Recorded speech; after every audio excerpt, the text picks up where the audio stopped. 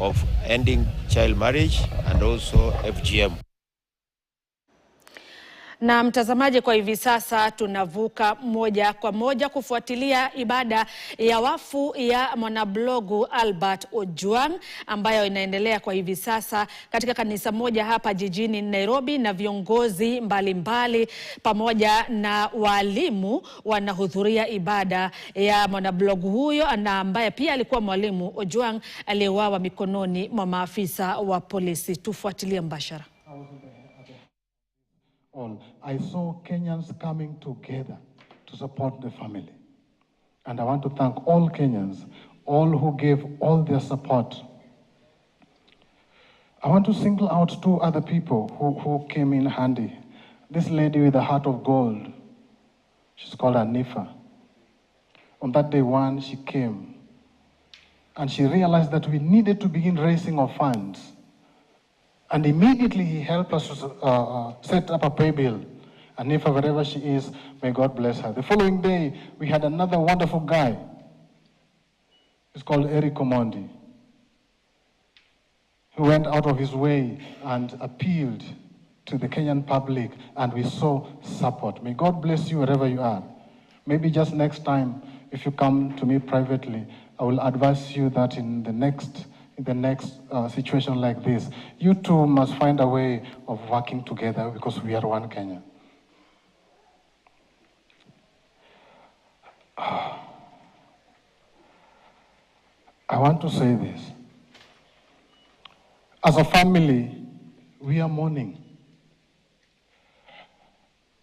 And sometimes a mourning person can embarrass you.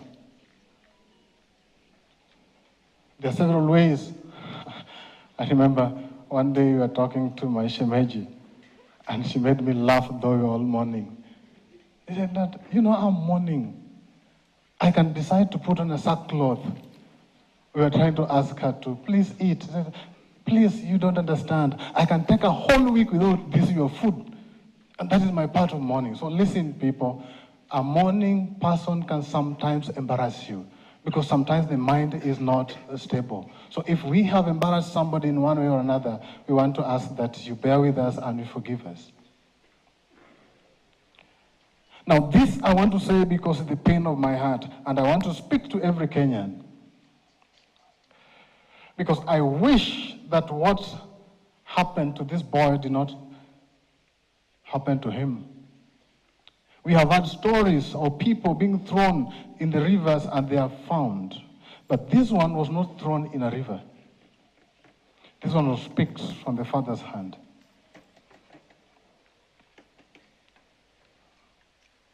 And he was butchered. I'm praying to God, and I'm praying to every Kenyan who is listening.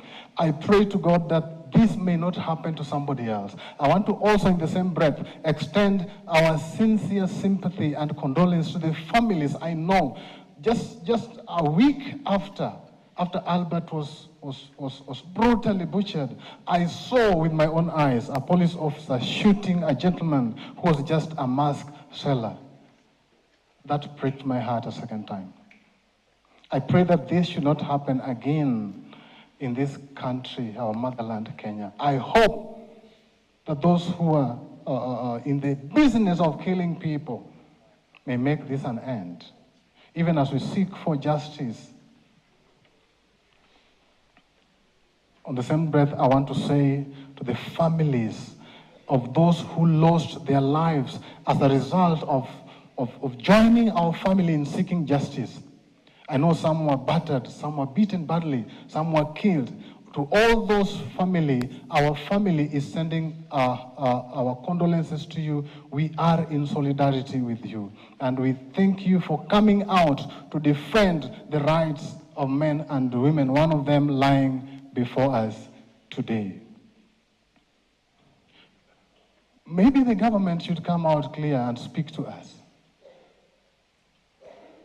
And speak to us in a way that we may understand what really happened to Albert. Because there's truth somewhere. Somebody somewhere knows exactly what happened and who did what. We want to hear that clearly stated. We want to know. Right now, the matter is in court. Will it be like the stories we have had? Will it be like the stories we have had? When we had the case of Albert Ojwang, I was still a young boy. Up to date, I don't know whether it was concluded. When I was in high school, Odhiambo died. And I remember when he was brought to be buried, we went there as a student from the high school. Na mtazamaji, hiyo ni ibada ya wafu ya mwanablogu na mwalimu Albert Ojwang ambaye aliuawa mikononi mwa maafisa wa polisi. Inaendelea kwa hivi sasa na tutakuwa tunafuatilia matukio jinsi yanavyoendelea kujiri kwenye